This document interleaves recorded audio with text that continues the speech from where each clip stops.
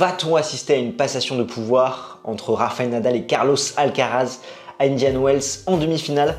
Dans cette vidéo, nous allons décrypter cette affiche et te donner notre pronostic. C'est parti, jingle! Salut à toi, moi c'est Constantin et bienvenue sur Game Stand Talk. J'aide les passionnés de tennis comme toi à décrypter l'actualité de la petite balle jaune. Alors si c'est quelque chose qui t'intéresse, n'hésite pas à smatcher le bouton pour t'abonner.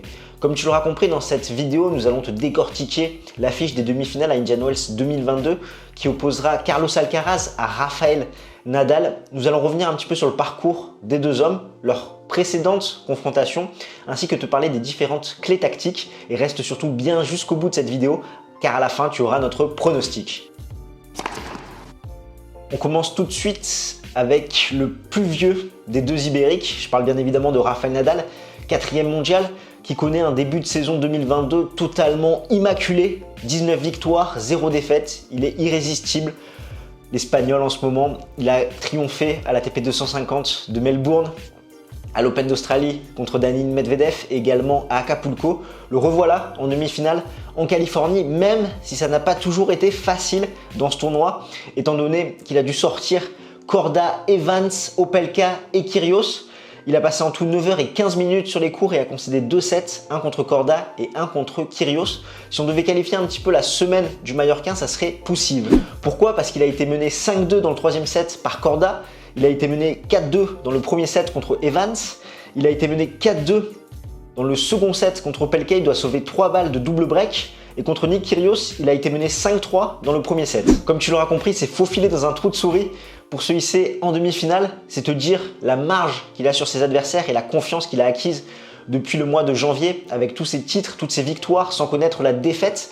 Mais oui, c'est quand même un cran en dessous de ce qu'il a pu montrer en Australie et au Mexique. Je pense notamment à son service et ses secondes balles où il n'arrive pas suffisamment à sécuriser ses engagements. Il va faire trop rapidement des doubles fautes. Il connaît son pire ratio d'ailleurs de double faute où il était là à 7% sur cette semaine en Californie.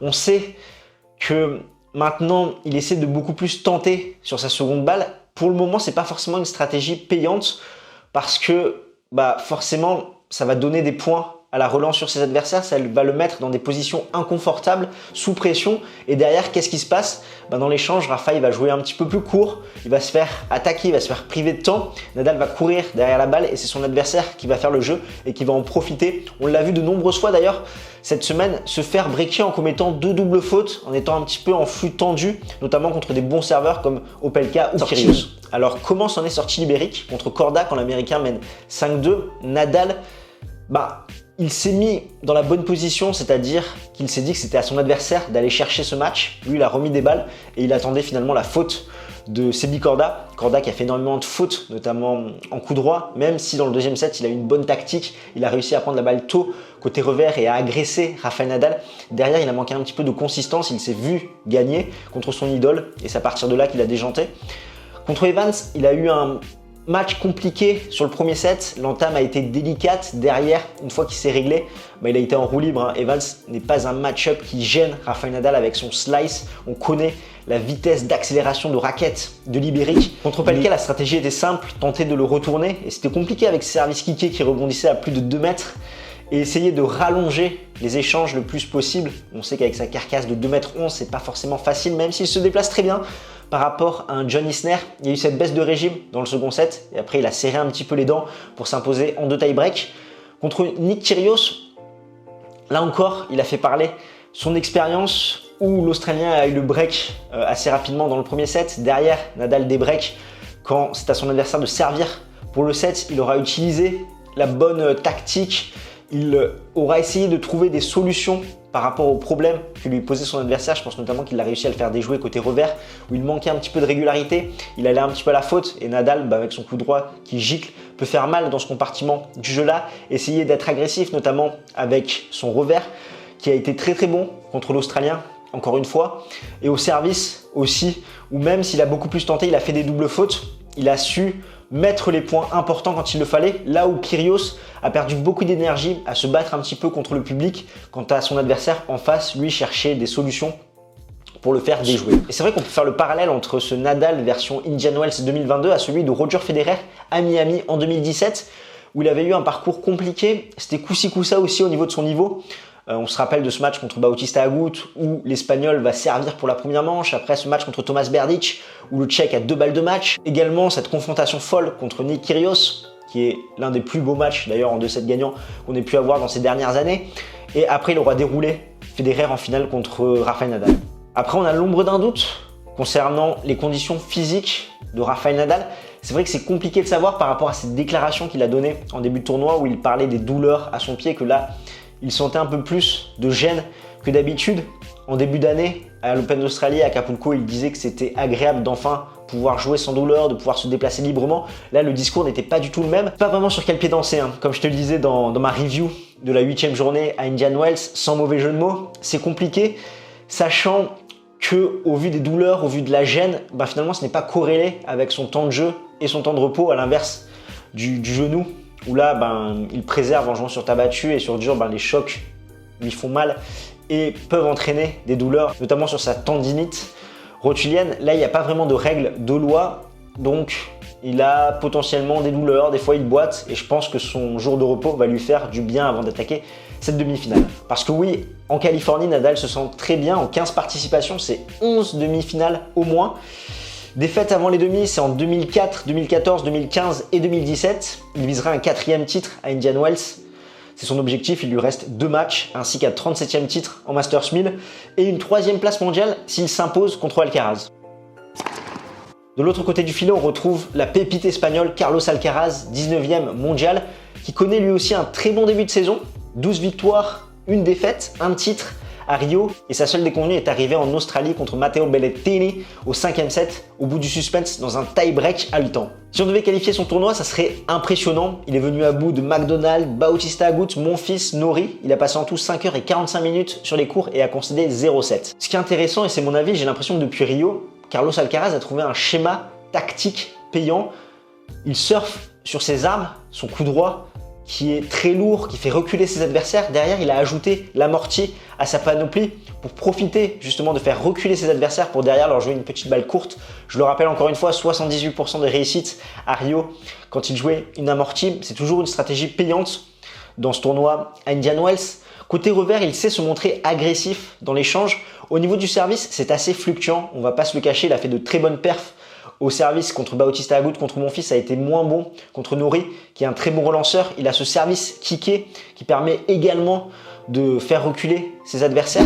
Après, c'est surtout ses compétences athlétiques, sa vitesse pour se déplacer, pour aller sur la balle, qui est impressionnante. Encore une fois, je t'invite à te concentrer sur le jeu de jambes de l'Ibérique. Alors Carlitos, il est tout jeune. Son historique avec le tournoi, finalement, c'est une seule participation en 2021 où il s'était incliné contre Andy Murray. Et surtout, c'est le second plus jeune joueur à atteindre le stade des demi-finales depuis André Agassi en 1988.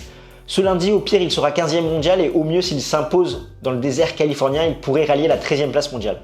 D'ailleurs, à un jour près, il fait aussi bien que Nadal pour sa rentrée dans le top 15. Au niveau des face-à-face, il y a 1-0 pour Nadal. Les deux joueurs se sont rencontrés en 2021 à Madrid. Ça avait été une petite fessée pour Carlos Alcaraz lors de ses 18 ans, 6-1, 6-2. Comme d'habitude, je vais t'afficher les statistiques détaillées. Finalement, Nadal ne s'en sort pas si mal au service, malgré 23 doubles fautes. 25 aces, 65% de première balle, 74% de réussite derrière et 61% sur seconde balle. Forcément, il est moins réaliste au vu des deux gros serveurs qu'il a eu sur ses 2 derniers matchs. Par contre, presque 4 heures de plus dans les jambes que son adversaire. Alcaraz, lui, il s'appuie sur des stats solides au service et des qualités à la relance. Avant de parler des clés tactiques, on peut se demander si nous aurons une passation de pouvoir entre Alcaraz et Nadal, comme on a pu en avoir une en 2003 à Hambourg entre Nadal et Moya. La première inconnue, c'est de savoir comment Alcaraz va aborder ce match contre son idole. Est-ce qu'il va ressentir la pression? Est-ce qu'il va être tendu? On se rappelle, c'est Bicorda il y a quelques jours qui mène 5-2, qui est un grand fan de Rafael Nadal et qui n'a pas su conclure. Là, par rapport à l'affect du pays, de la nation, ce sont deux compatriotes. Qu'est-ce que ça va donner? Est-ce que Alcaraz va être dans la retenue ou est-ce qu'il va arriver conquérant sur le stade parce qu'il s'était fait totalement manger à Madrid? Au niveau des clés tactiques, on y arrive. Les avantages de Carlitos, c'est son physique, sa qualité de déplacement, sa vitesse, où il peut très bien couvrir le terrain. Après, ce qui est un désavantage pour lui, c'est son service qui est assez fluctuant. Contre Norrie, il n'a pas eu de points gratuits derrière son service. À chaque fois, il devait lancer l'échange de longs rallyes pour faire le point. Et ça, contre Nadal, ça ne pardonne pas. On peut noter la tactique intéressante de l'amorti pour profiter et exploiter la position assez lointaine sur le court de Rafael Nadal. Carlos Alcaraz pourra également monter au filet pour raccourcir et conclure les échanges. Il aura eu un bon entraînement contre un gaucher en quart de finale en la personne de Cameron Norrie. Concernant Rafael Nadal, il propose une palette tennistique complète avec énormément de variations, le slice, les balles bombées, des frappes un petit peu plus tendues qui peuvent vraiment faire déjouer Alcaraz, étant donné qu'en plus de la dimension un petit peu extra de ce match, avec le fait que voilà, ça va être un match où on va beaucoup parler de cette passation de pouvoir, que Alcaraz va vouloir faire bien faire, c'est son idole, peut-être qu'il va être tendu. Avec toute cette panoplie, Nadal va pouvoir peut-être faire surjouer son adversaire, ce qui fait qu'Alcaraz irait plus rapidement à la faute. Parce que oui, c'est bien le plus vieux des deux qui a une meilleure marge de manœuvre, notamment dans son jeu, pour essayer de faire le moins de fautes possible, contrairement à Alcaraz, qui en plus d'être tendu, peut rapidement dégoupiller.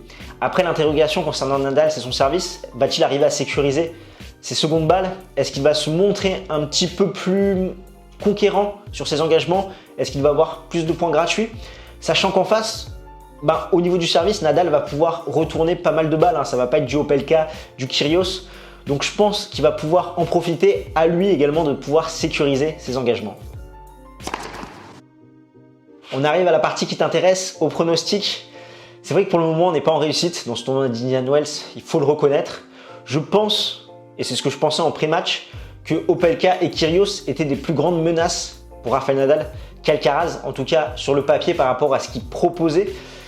Là, je vois une victoire de Rafael Nadal en 2-7 accroché par rapport au contexte, la tension qu'il va y avoir et le fait que Alcaraz peut dégoupiller, n'aura pas forcément de points gratuits sur ses engagements, il peut aller à la faute et Nadal va s'en sortir en faisant le dos rond, en faisant le jeu comme il l'a fait contre Corda et comme il l'a fait lors de ses précédentes rencontres.